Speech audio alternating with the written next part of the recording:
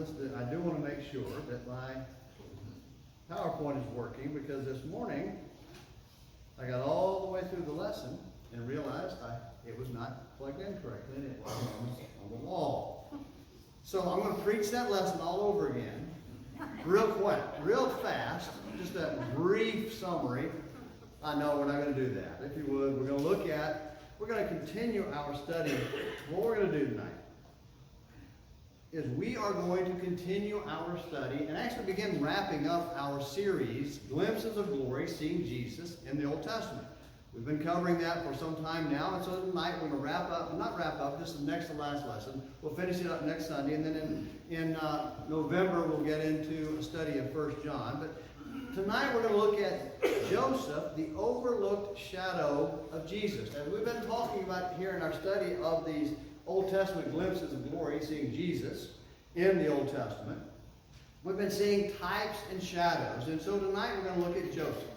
And as we look at him, we're going to call him the overlooked shadow, because the New Testament is very interesting in that it really doesn't say anything about him as being a shadow of Jesus, but when you look at his life, it is obvious that he is a type of Christ over and over again. We're just going to look at a few tonight because we just wouldn't have the time to go through all of them. I watched one sermon online that was an hour and 10 minutes long, just about Jesus and Joseph.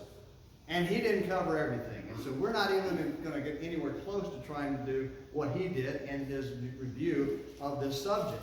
But when we talk about shadows, we talk about the fact that the shadows may loom large in the Old Testament, but there's a real reality or a substance at the base of that, which is Jesus himself. They are reflections of Jesus. And I found this photograph. I don't know how well you can see that. In fact, maybe it shows up a little bit better there. But if you notice, these are just shadows. This is an overhead picture taken on the desert of camels. Those are shadows. So the sun angle is just right. See those right there? Those are the actual camels. That's just a shadow. And so the shadow shows up and reflects the reality. And so Joseph and all of these Old Testament characters that we talk about are just shadows of Jesus reflecting the reality of who he is. And hopefully what we've done with our study so far has given us all a reason to be confident that even though there are 40-something authors or writers of the Old and New Testament, there's only one author, and that's God. That God is in all of this and through all this, and that he is working through all of these Old Testament patriarchs and through all of these Old Testament events to bring about the salvation that was foreshadowed in the Old Testament and brought to life into reality in the New Testament with Jesus Christ. These are the things that we see there. And like I said, it's interesting that the New Testament says so little about Joseph. Despite his pivotal place in the history of Israel, there's almost no information or discussion of him at all in the New Testament. Now, why he isn't spoken of as a type of Christ, or why his character isn't talked about more in the New Testament, I don't know. Perhaps it's because the Jewish people as a whole didn't think a whole lot about him, because he worked with the Egyptians instead of against them, and they were in a mindset and thought during the first century of leaders who fought against foreign nations. And that's what they were looking for Jesus to be, a type of leader who would fight against the Roman occupiers. But it doesn't say that, so I don't know that. That's just a guess as well, but it's a possible reason. But for whatever reason, the New Testament only names Joseph 3 times. He's only referenced 3 times in the New Testament. The first one is in Acts chapter 7. If you'll open your Bible, Acts chapter 7. This is when Stephen is preaching there before the Sanhedrin after he had all this conflict with the synagogue, and they were saying that he was speaking against Moses and the law and the temple. And as he's recounting the history of Israel, he refers to Joseph. In chapter 7, verse 9, the patriarchs became jealous of Joseph and sold him into Egypt. Yet God was with him and rescued him from all his afflictions, and granted him favor and wisdom in the sight of Pharaoh, king of Egypt, and he made him governor over Egypt and all his household. Now famine came over all Egypt and Canaan, and great affliction with it, and our fathers could find no food. But when Jacob heard there was grain in Egypt, he sent our fathers there the first time. On the second visit, Joseph made himself known to his brothers, and Joseph's family was disclosed to Pharaoh. Then Joseph sent word and invited Jacob, his father, and all his relatives to come to him, 75 persons in all. And Jacob went down to Egypt, and there he and our fathers died. From there they were removed. Jacob was taken back to Shechem and laid in the tomb which Abraham had purchased for a sum of money from the sons of Hamor in Shechem. Interestingly enough, that tomb is still there. If you wanted to go, it'd be hard to go visit it because it's controlled by the Muslims, but it is still there and thought to be the actual tomb where Abraham and Sarah and Jacob and Isaac and Rebekah and even Jacob and Leah are buried there. But anyway, let's continue on. But as the time of the promise was approaching, which God has assured to Abraham, the people increased and multiplied in Egypt, until there arose another king over Egypt who knew nothing about Joseph. So in the book of Acts, that is a sum total of the reference to Joseph in that one sermon. Despite all the sermons that Paul and Peter preached where they recounted all this Old Testament history, none of them have talked about Jesus or Joseph. And even here, Stephen's not talking about him in so much as a comparison to Jesus, except for this one simple fact. Just like every other leader of Israel that God had chosen, the people opposed him. The patriarchs opposed the man who was chosen as a leader of the nation of Israel. That was the point that Stephen was going to be making. The second reference to this is in chapter, go back to Hebrews chapter 11. And obviously, it has to be mentioned in Hebrews chapter 11 because that's the Hall of Fame, or Faith's Hall of Fame. And in Hebrews 11, we have just a couple of passages about Joseph. In verse 21, it said, by faith, Jacob, as he was dying, blessed each of the sons of Joseph, so that's the first reference, and worshiped leaning on the top of the staff. By faith, Joseph, when he was dying, made mention of the exodus of the sons of Israel and gave orders concerning his bones. And that's it. Except, Revelation mentions him as one of the leaders of the tribe of Israel in Revelation chapter, I believe it's chapter 7. And in that, it just mentions him in reference to the 144,000 that were sealed in God. That's it. Doesn't really say much about him. So these don't really talk about Joseph as a type of Christ.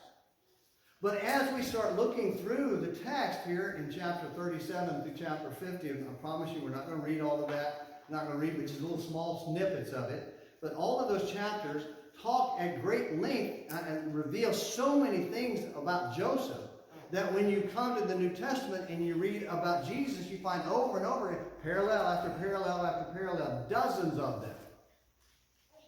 And I can promise you we're not going to try to cover all of it. There's just absolutely no way. And even though Joseph covers 13 chapters in the book of Genesis, which shows he is a pivotal figure in the nation of Israel, and his role was pivotal for the salvation of the nation of Israel, what we're going to do tonight is just divide it into 3 sections that hopefully will be easy to follow and tie some of these together. Certainly not all of them. The first is his sonship, and they all start with an S.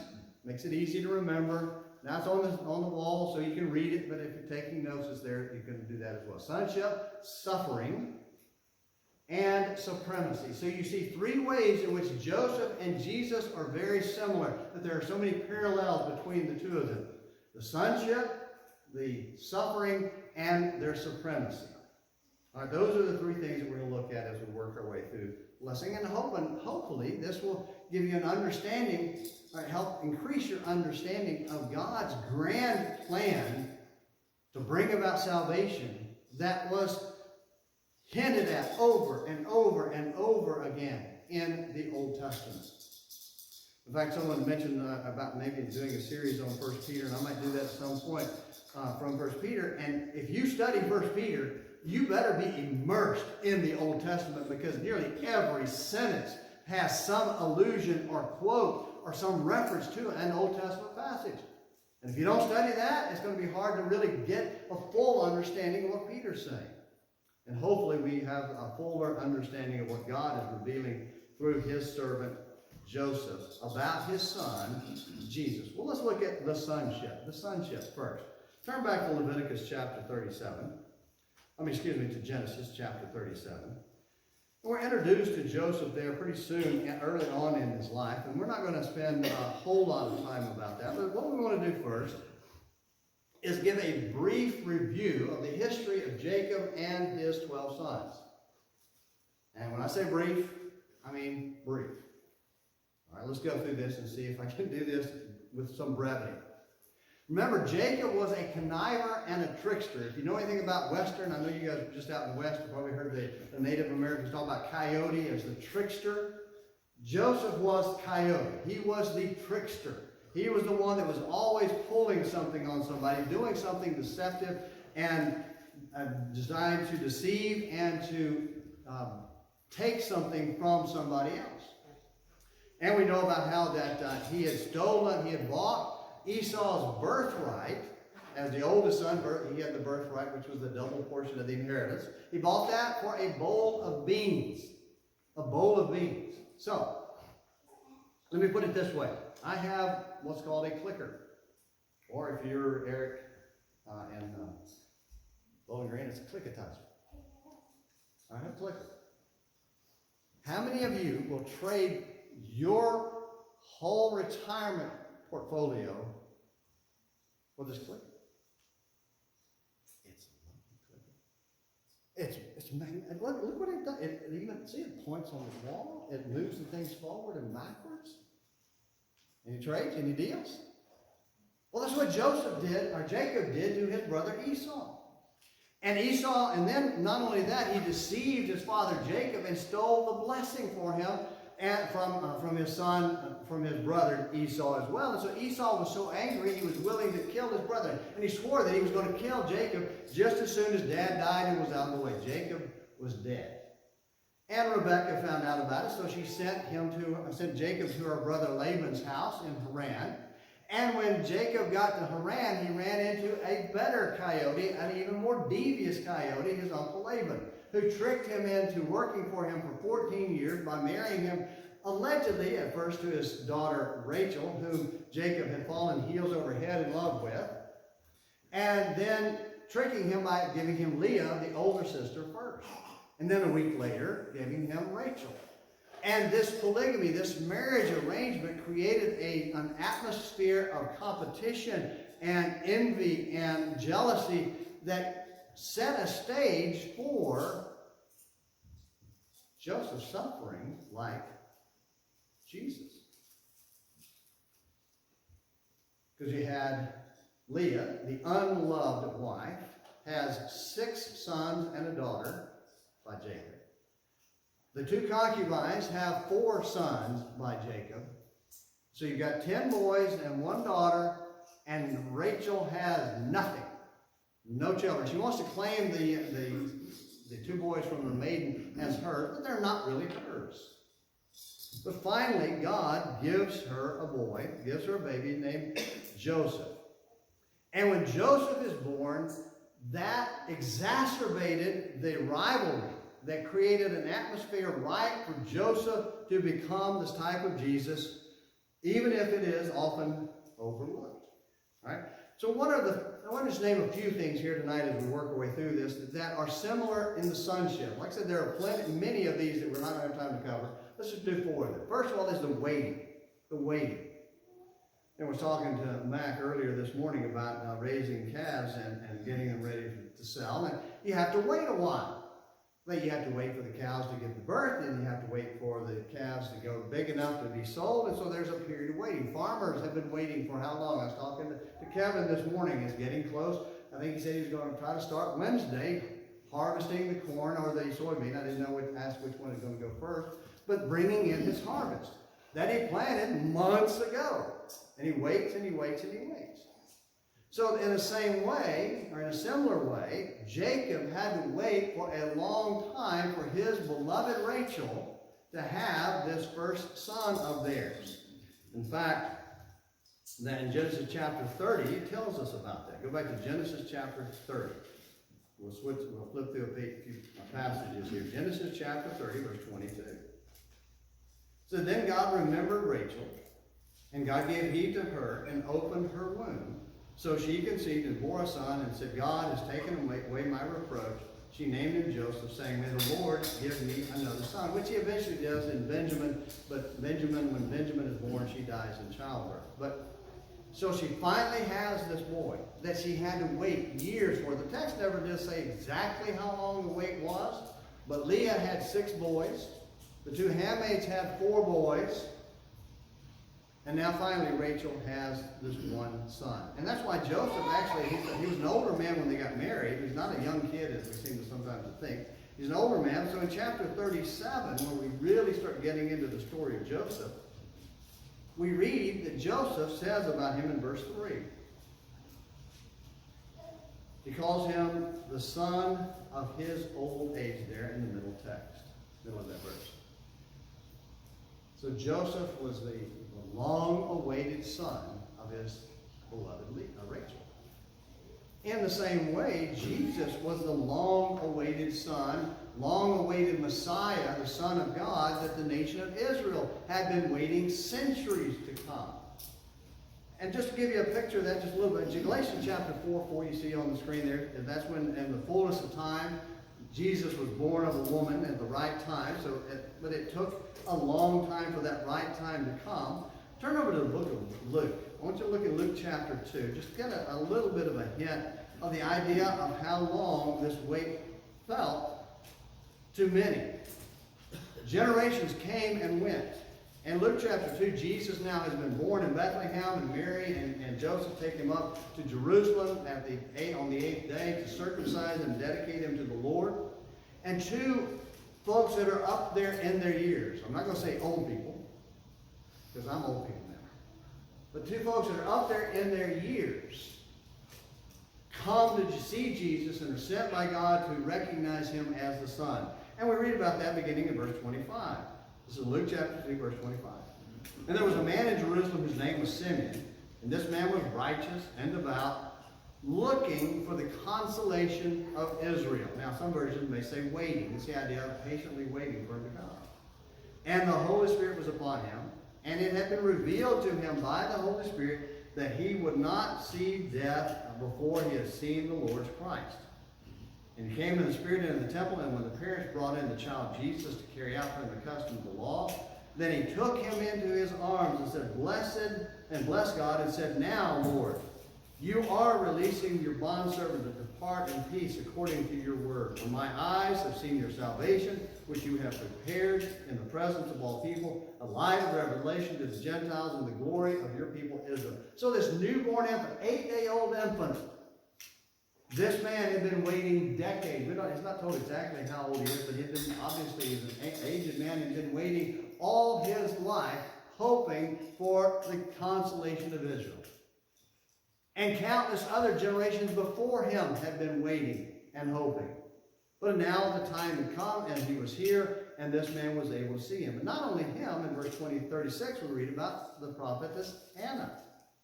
"And there was a prophetess, Anna, the daughter of Phanuel of the tribe of Asher. She was advanced in years, and had lived with her husband 7 years after her marriage." So she got married, she lived married for 7 years, and then as a widow to the age of 84. So she was up there, she had a few years on her. "She never left the temple, serving night and day with fastings and prayer. At that very moment she came up and began giving thanks to God and continued to speak of him to all those who were looking for the redemption of Jerusalem." That's the same word there, looking or waiting. So you had these 2 people, one who was at least 84, who had been waiting decades for the Master, for the Savior, for the promised consolation of Israel. They have been waiting. So the idea of Jacob's waiting a few years, maybe a dozen or more, is nothing compared to somebody waiting decades for the Lord to come. And that has some implications for us as well, or applications for us as well, and our need to be patient as we wait for the Lord to come. It may not be in our lifetime. We need to wait patiently. We'll talk about that next Sunday morning as we go on 2 Sundays later in our study for Thessalonians. So that's one aspect of similarity, parallel between Joseph and Jesus. Another one here of their sonship is their favored status. Turn, if you will, to back to Genesis chapter 37. And actually let's start in Genesis 33. There's an interesting story in Genesis chapter 33. Now you remember, we covered this briefly, Jacob had fled home because of Esau wanting to kill him, and then decades later God sent him back, and he's going back, and he's got all these kids, including Joseph, who's the youngest, with his beloved Rachel. And as they're getting ready, he sees Esau coming, and he's scared. And I want you to notice what he does to prepare for meeting Esau. Chapter 33, Genesis 33. Then Jacob lifted his eyes and looked, and behold, Esau was coming, and 400 men with him. All right, so I might be just turning and going back the other way, except God's told him to go home. So he's thinking, last thing Esau said was, "You're dead." Not "you're dead to me," "you're dead when I get a chance to kill you." So, notice what he does. He divided the children among Leah and Rachel and the two maids. He put the maids and their children in front. So he takes the two maids and their 4 boys, his 4 boys, puts them out up front so that in case Esau's coming to kill him, maybe he'll kill these first and he'll have a chance to escape with Rachel and maybe with Leah. You think those boys didn't remember that later? But it gets worse. Verse 2. He put the maids and their children in front, and Leah and her children next. So he puts 4 boys with the 2 concubines up front. Then next, second after them, he puts Rachel with 6 sons. 6 of them in front. As a second layer of protection for his beloved Rachel and Joseph. Because it says, and Rachel and Joseph last. Now we know, fortunately, that Esau had forgiven him and he was not going to attack. But Jacob didn't know that. And his boys learned right up front who Daddy favors. It's Joseph. He's willing to sacrifice them to preserve Joseph. And then you turn over to chapter 37 and verse 3. And it says it very clearly that he is Joseph's favorite. Verse 3, now Israel loved Joseph more than all his sons because he was the son of his old age, and he made him a varicolored or a many-colored tunic. And so it states just boldly that Jacob loved Joseph more than all the rest. And they knew it. It was very well to them. Well, Jesus was the Lord, God's favorite son. Just a couple of passages. Look at Matthew chapter 3. Twice in Matthew, twice in the life of Christ, God spoke audibly from heaven something about Jesus at his baptism and at the transfiguration. The baptism is in Matthew 3, and both accounts are in all 3 of the synoptic gospels, Matthew, Mark, Luke, and John. But we'll just look at Matthew. In Matthew chapter 3, verses 16 and 17. After being baptized, Jesus came up immediately from the water, and behold, the heavens were opened, and he saw the Spirit of God descending as a dove and lighting on him. And behold, a voice out of the heavens said, "This is my beloved Son, in whom I am well pleased." So he is designating Jesus as his beloved Son that is pleasing him. He is God's favorite son. And then in Matthew chapter 17, and then verse 5. This is on the Mount of Transfiguration. This is when Peter said, hey, let's build a couple of tabernacles. Let's build a tabernacle for Moses, build a tabernacle for Elijah, and a tabernacle for Jesus. And while he's still speaking, a bright cloud overshadowed them, and behold, a voice out of the cloud said, "This is my beloved Son, with whom I am well pleased. Listen to him." So God makes it very clear in these passages and many others that Jesus is his beloved Son, his only beloved Son, and so he makes him his favorite son. So you see the parallel between Joseph and Jesus as favored sons of their fathers. Well, the next thing then is a conflict that arises out of this favored status. Let's go back to Genesis chapter 37. In Genesis 37 again, now we read about how they responded to this treatment. In Genesis 37 and verse 2, there's an incident where Joseph becomes a little bit of a tattletale. Genesis 37 and verse 2. It says, Joseph, when 17 years of age, was pasturing the flock with his brothers while he was still a youth, along with the sons of Bilhah and the sons of Zilpah, his father's wife. So he's with the 4 boys from the concubines. And Joseph brought back a bad report about them to their father. So he went home and told Dad. Don't know what they were doing. Poor boys out away from home, away from Dad, on their own. Maybe they were being lazy. Maybe they were messing around. Who knows what they were doing? All he knows is that Joseph went and told them. I mean, again, all right, we've already been shoved up front for Uncle Esau to kill us. And now Joseph is trying to get us in trouble with Dad. They're going to hate him. And then verse 4. His brothers saw that their father loved him more than all his brothers, and so they hated him and could not speak to him in friendly terms. So now their hatred has grown deep, deep roots there of their hatred of this so-called beloved, or this beloved son. And then 4 through 11, we won't take the time to read that, but that's where he has the two dreams about his brothers bowing down to him, and then about his father and mother and brothers bowing down to him. And notice in verse 5 says, then Joseph had a dream, and when he told it to his brothers, they hated him even more. Then in verse 7, or verse 8, again, the end of verse 8. So they hated him even more for his dreams and for his words. They are just getting deeper and deeper in their hatred of this brother.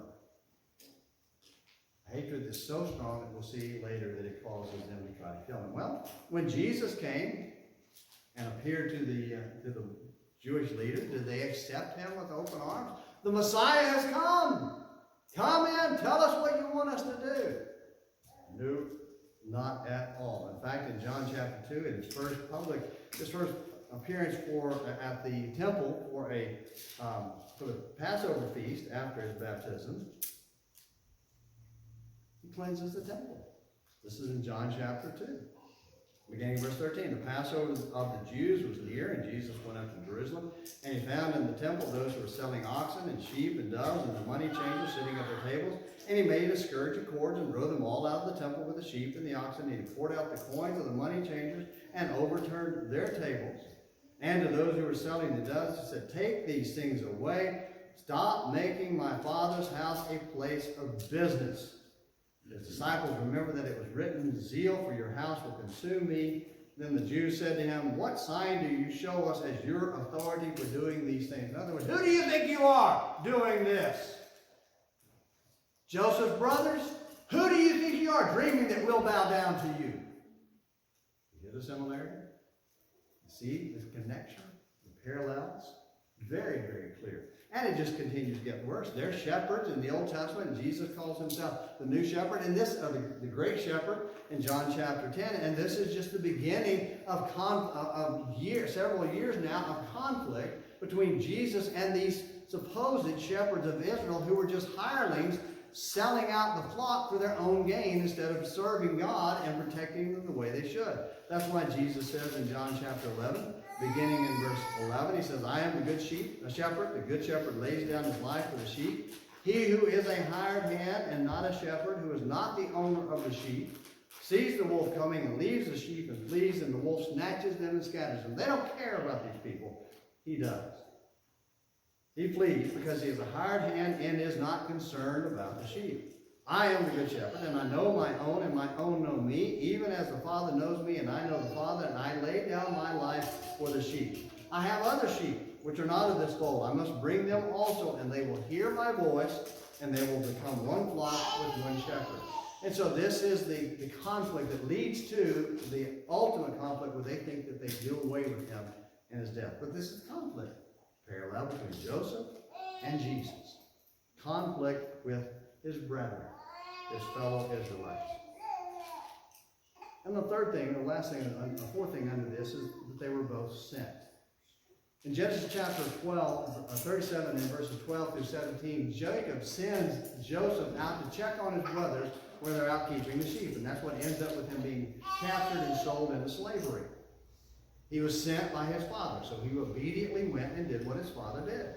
Jesus, in the same way, we're in the Gospel of John, turn back to chapter 8. Jesus makes it very clear that he, too, was sent by the Father. Verse 26, I have many things to speak and to judge concerning you, but he who sent me is true, and the things which I heard from him, these I speak to the world. Then verses 28, 29. When you lift up the Son of Man, then you will know that I am he, and I do nothing of my own on my own initiative, but I speak these things as the Father taught me. And he who sent me is with me. He has not left me alone, for I always do the things that are pleasing to him. We talked about that passage this morning in our sermon. But in verse 42, last one. If God were your Father, you would love me, for I have proceeded forth and have come from God, for I have not even come on my own initiative, but he sent me.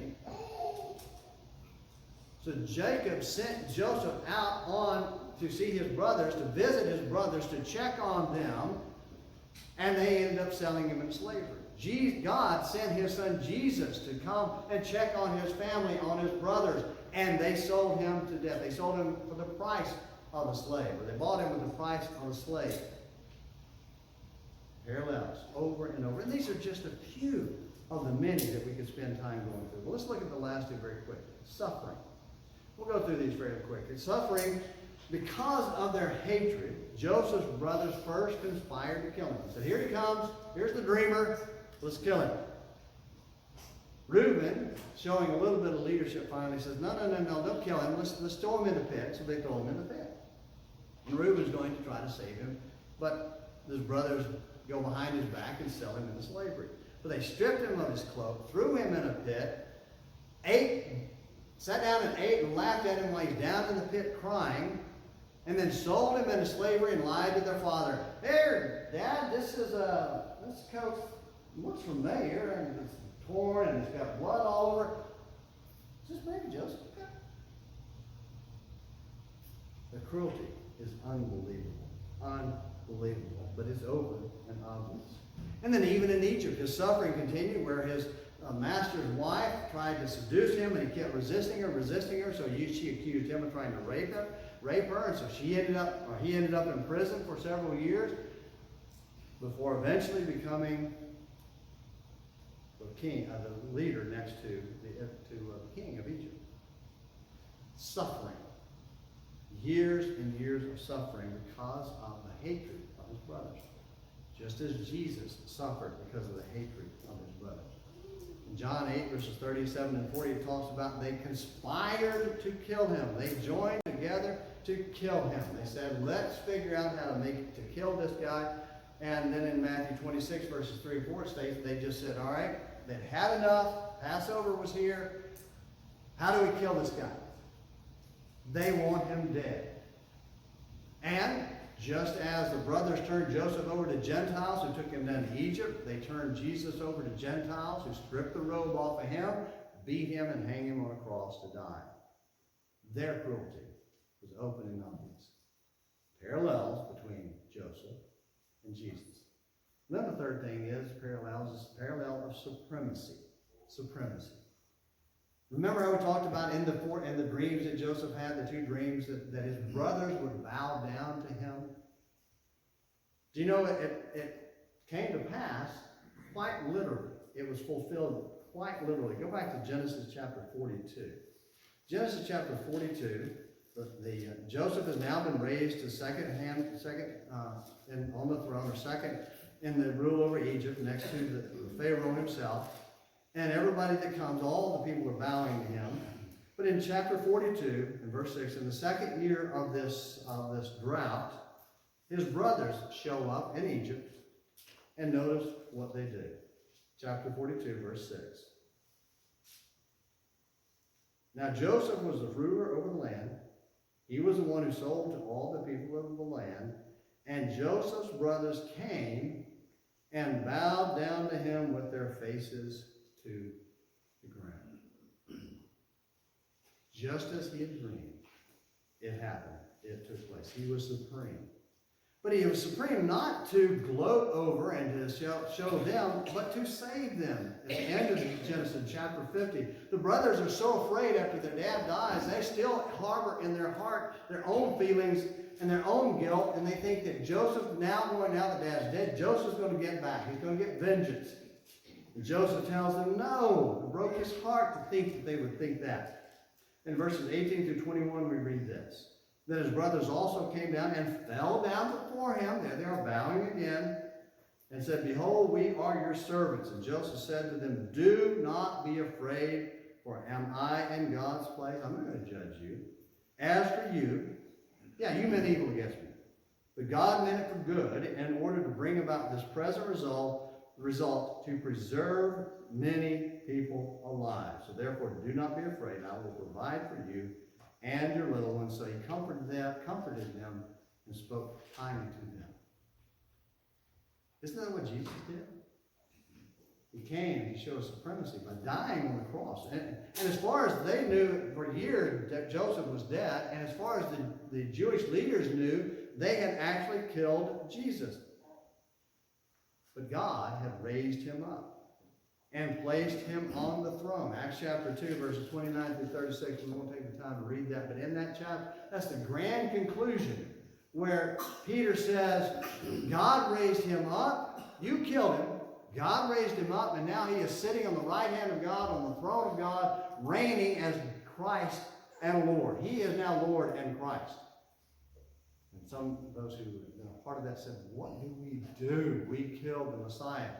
And he told them, repent and be baptized for the remission of sins. You want to make it right? Here's how you do it. He came not to judge or condemn, but to save. Judgment is a result of it, but that's only for those who refuse his offer of salvation, of reconciliation. In Philippians chapter 2, it talks about there how he was humiliated and humbled, but there will come a time when every knee will bow and every tongue will confess that Jesus is Lord. Brothers confessed, we're your servants. At some point, all knees will bow and confess that Jesus is the Christ and that we are just his servants. All right, I kept it another 40 minutes. It's amazing. When you look through the Old Testament and you see all of these types and shadows, you see God's hand through it all, bringing about his promise of salvation that he's going to provide to us. So that leaves us with one last question, and that is simply this. Will you bow to Jesus now or wait until it's too late? Every knee will bow. Some now by faith. Others after it's too late by force. They will be compelled by the presence of Jesus to bow before him, but it will be too late. He will say, depart from me, I never knew you. You didn't have faith. Which one will it be for you? If you're not a Christian, you need to become one. Now is the opportunity to do that. If you are a Christian who's walked away from the Lord, now is the time to return. Now is the time to come back and bow the knee before your supreme King, Jesus Christ, and be saved. This is your opportunity. Go ahead and get your songbook out. We're going to sing a song of invitation and invite you to come while we sing.